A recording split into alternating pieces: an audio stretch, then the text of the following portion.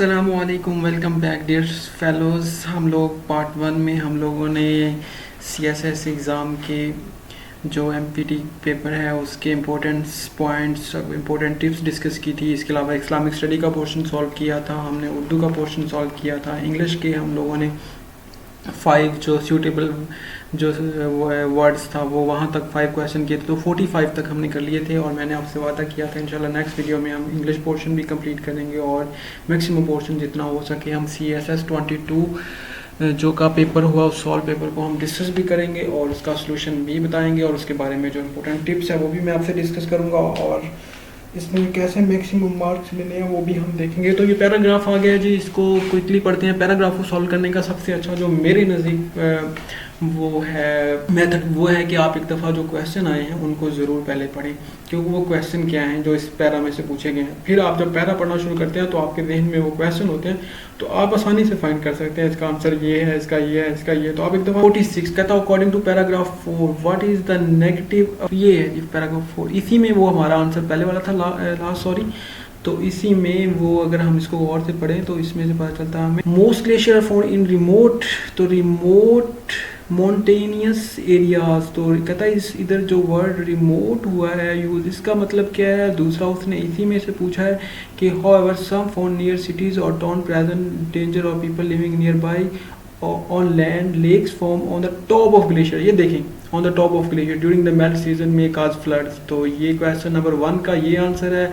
अभी हमने जो रिमोट है उसका आंसर बताना है, तो इसका आंसर है जी रिमोट का है जो वर्ड रिमोट यूज़ हुआ है इधर, इसमें इसका मतलब होता है आइसोलेटेड के word remote use in paragraph 4। इसमें से जो रिमोट वर्ड है इसका मतलब है जी आइसोलेटेड।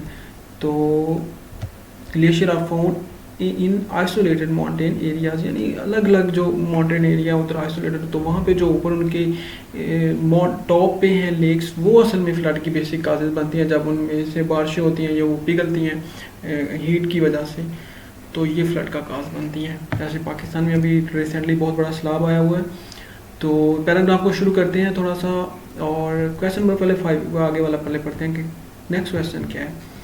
तो वो है जी according to the passage the passage explained that glacier can be found where। तो अगर हम पैराग्राफ को देखें तो ये क्वेश्चन हम देखेंगे कि असल में जो ग्लेशियर्स हैं ये कहाँ पे फाउंड किए जाते हैं।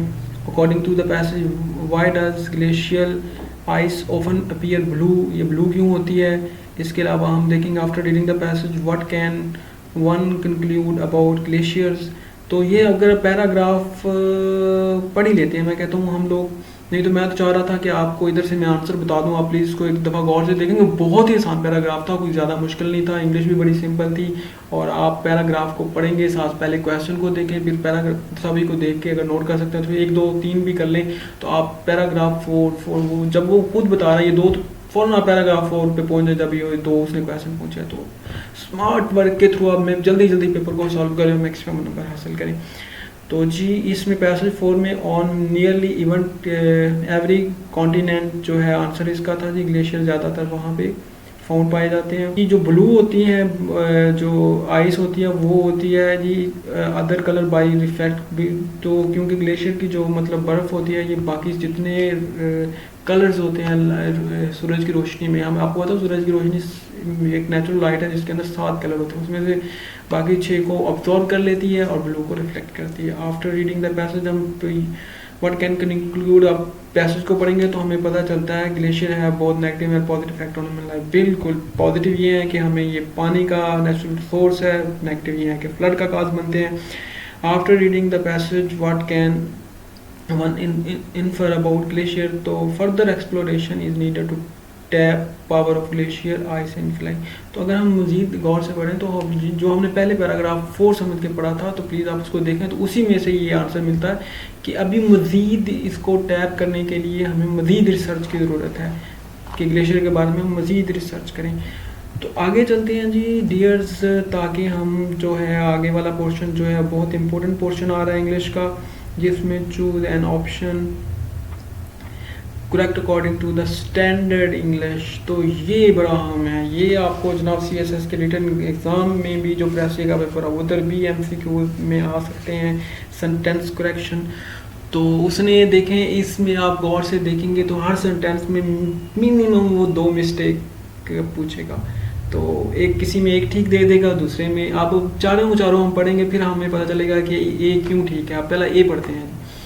A noise woke up in the middle of night, कि एक शोर जो था वो बुलंद हुआ रात के दरमियान में। अब देखिएगा इसमें आगे वाला सेंटेंस जो दिया इसमें वो एक मिस्टेक कर रहा है सेकंड वाले में। ये जो बी है, बी में उसने सिर्फ एक मिस्टेक की।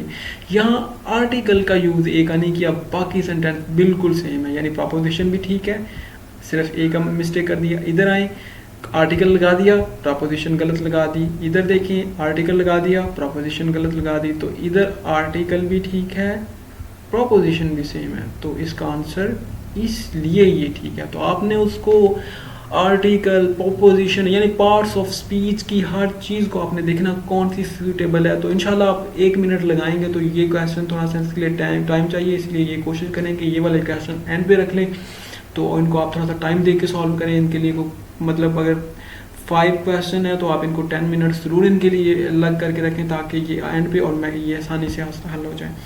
इसमें दोबारा देखें जी, a cup of tea is hanging on the hook in the kitchen. तो इसमें देखें जो प्रपोजिशन है ये तो ठीक है, लेकिन इसके अंदर क्या है जी, अ कप ऑफ टी है तो अ टी कप असल में आना चाहिए। तो यहाँ पे ये थोड़ी सी इनकी रिप्लेसमेंट जो है ना वो गलत है, यानी कप ऑफ टी नहीं होता, टी कप होता। हम लोग बोल देते हैं मतलब गलत इंग्लिश बात हुआ, तो वही उसने इन सेंटेंस में बेसिकली जो हम जैसे उर्दू में भी पेपर में वो पूछता है कि जो हम लोग अपने रोज़मर्रा में गलत फिक्रे बोल रहे होते हैं असल में उनका सही हमें मतलब पता होना चाहिए कि असल में वर्ड क्या है। टी कप होता है, कप ऑफ टी नहीं होता। टी कप ऊपर ठीक दे दिया यहाँ पे, लेकिन यहाँ पे वो प्रपोजिशन की गलती कर गया, तो ओवर दे दिया है। ऑन आना था, अ टी कप्स, यहाँ पे उसने पोस्ट्रॉफी का इस्तेमाल किया है, इसकी ज़रूरत नहीं है, तो इसका आंसर सी करेक्ट है। 54 पे जाते हैं, our friend has an apartment toward east London. इनमें से चारों में देखें तो our friend has an apartment in east London, तो इसमें हैज़ एन अपार्टमेंट टुवर्ड गलत है, इन आएगा। ऑन नहीं, गलत, इन आएगा। इन आ गया, लेकिन यहाँ पे द आर्टिकल आता है तो ईस्ट लंदन के साथ, यानी आपने कोई ख़ास लंदन की बात नहीं करी, अब ईस्ट लंदन की बात कर रहे हैं तो उधर किसी भी जगह पे कोई ख़ास मकाम नहीं, तो इसलिए इसमें आर्टिकल नहीं आएगा। तो सेंटेंस यही करेक्ट है। 55 है जी, the doctor told him to give up smoking. तो ये देखें जी, यहाँ पे आपको पता स्मोकिंग नाउन है जो कि एक वर्ब स्मोक से बना है। तो the doctor told him to give up smoking, तो डॉक्टर ने जनाब उसको मना कर दिया कि वो स्मोकिंग ना उसको छोड़ दे। तो यहाँ पे doctor told him giving up, to give up आता है, यहाँ पे गिविंग अप गलत है। Doctor told him to give up smoke गलत है, क्योंकि स्मोकिंग होता है, स्मोकिंग नाउन है, ये स्मोक तो मतलब वर्ब है। The doctor told him to give away, give up होता है, अवे नहीं होता, तो इसका आंसर ये ठीक है। We look forward to going Lahore in evening. We look forward to go Lahore on evening. In evening, on evening, इन तो ठीक है, लेकिन ऊपर वाले सेंटेंस में यहाँ पे we look forward to going Lahore in the evening आना था, यहाँ पे इवनिंग से पहले, क्योंकि ये इम्प्रॉपर नाउन है तो इसके आगे आर्टिकल का इस्तेमाल होना ज़रूरी है। 57 है, he gave me all the maps free. He gave me all the maps free, freely नहीं, बाद लोग फ्रीली बोलते हैं, ये गलत है। तो टू फ्री भी गलत है, इन फ्री भी गलत है, he gave me all the maps free, तो ये भी गलत है। 58 है जी, तो 58 जो है, in France the death penalty was abolished in 1981। तो in France the death penalty has been abolished, तो वाज अबॉलिश्ड वो कर दी गई थी, कर चुकी थी नहीं, ये सभी चीज़ें गलत है, तो ये है। 59 है जी, on page 3 there is an advertisement of new video camera. यहाँ पे ये सेंटेंस गलत है, ये इसकी करेक्ट ये है कि an advertisement for a new video camera. For यहाँ पे आएगा जो कि इनमें नहीं है दोनों में, तो नीचे फॉर का इस्तेमाल तो कर दिया, तो इधर आर्टिकल उसने यूज़ नहीं किया, बाकी ये सेंटेंस भी ठीक था, तो इसका आंसर सी करेक्ट है। 60 पे चलते हैं जी। कहता है we do not afford to eat in restaurants no day, we can't afford, हम नहीं कर सकते। ये देखें बहुत ही आसान सेंटेंस है, वी कांट अफोर्ड, तो बाकी तीनों में क्या नॉट आया ही नहीं है, तो ये तो simple sentence. On the back नहीं होता, एट द बैक होता है। Of coach were obviously nowadays, war नहीं आएगा, वाद आएगा। Japanese couples at the back of the coach were obviously newlyweds, तो was आएगा, वर नहीं आएगा। तो a cat can see in the darkness, article use होगा क्योंकि ये सिंगल है, दा नहीं आएगा, दा तो था खास किसी को पढ़ने। This is the only one of poem that is worth reading, तो ये इसका करेक्ट आंसर है। डेट आर नहीं आएगा, डेट आर नहीं आएगा, डेट इज वर्थ रीड तो है। One of this poems that is, तो ये भी ठीक है, लेकिन इसके अंदर और इसके अंदर फ़र्क ये है कि यहाँ पे this is the only one of his poems that is worth reading, तो इसमें this is the only one of his poems that is worth read, तो यहाँ पे रीडिंग नाउन है, रीड नाउन नहीं होता। रीड तो वर्ब में हम जानते हैं, तो ये वाला लफ्ज़ जो है ना ये गलत है, इसने बाकी सारा सेंटेंस ठीक था। रीड नहीं आता। Trees help to create a peaceful surrounding, trees help करते हैं टू क्रिएट, सराउंडिंग्स वर्ड होता है, सराउंडिंग नहीं होता, तो ये याद कर लीजिएगा। They help to create a peaceful, peaceful नहीं आता, पीसफुल ही आएगा सिंपल, तो यहाँ पे आर्टिकल का इस्तेमाल गलत है, बाकी ये भी सेंटेंस ठीक था। Choose the sentence with an adverb, तो मैं चाहता हूँ कि इन सेंटेंस को करने से पहले हम थोड़ा सा चलें, वो भी हम इंशाल्लाह डिस्कस करेंगे, लेकिन ये पार्ट्स ऑफ स्पीच आपको आने चाहिए। 5 बल्कि 6 क्वेश्चन वो पार्ट ऑफ स्पीच में से ज़रूर पूछेगा कि पार्ट ऑफ स्पीच का उसने इनकरेक्ट इस्तेमाल किया होगा, एक में करेक्ट किया होगा, तो वो पूछेगा इसमें से बताएं एडवर्ब कौन। तो आपको पता है एडवर्ब जो होता है ये डिस्क्राइब करता है वर्ब को, तो डोंट टॉक सो लाउड, तो इधर एडवर्ब लाउड यूज़ हुआ है जो कि टॉक वर्ब को एक्सप्लेन कर रहा है, डिस्क्राइब कर रहा है, तो बाकी में लिव्स इन द नेक्स्ट, इधर कोई भी और नहीं है जो मतलब वर्ब के को एक्सप्लेन कर रहा हो, तो इसका आंसर ए था। Choose the sentence with proper adjective, तो प्रॉपर एडजेक्टिव वो होते हैं जैसे कि फ्रांस है तो उससे फ्रेंच है, स्पेन है उससे स्पेनिश है, तो रशिया है उससे रशियन है, तो ये देखिए फ्रेंच विंग्स यानी एक प्रॉपर नाउन है, तो उससे जो प्रॉपर उसका एडजेक्टिव बनता है तो वो बनता है जो उस नाम को इस तरह करने से, फ्रांस से फ्रेंच, स्पेन से स्पेनिश और पाकिस्तान से पाकिस्तानी, तो ये फ्रेंच है जी जो है, ये प्रॉपर एडजेक्टिव है। Choose the sentence with adverb of, ये प्रॉपर नाउन से प्रॉपर एडजेक्टिव बना है।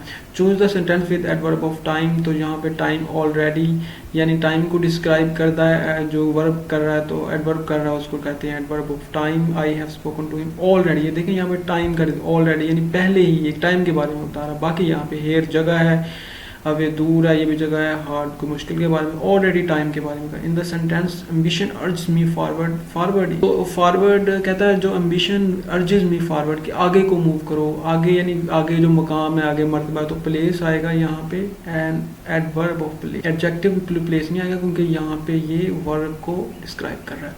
In the sentence children love making mud Castle's, making is Geraint, तो देखें ये जो है मेकिंग वर्ड है, ये जनाब वर्ब को जब हम लोग नाउन बनाते हैं तो जेरेंट बनाने के लिए उसके साथ ing लगा देते हैं, तो इसका आंसर सी है।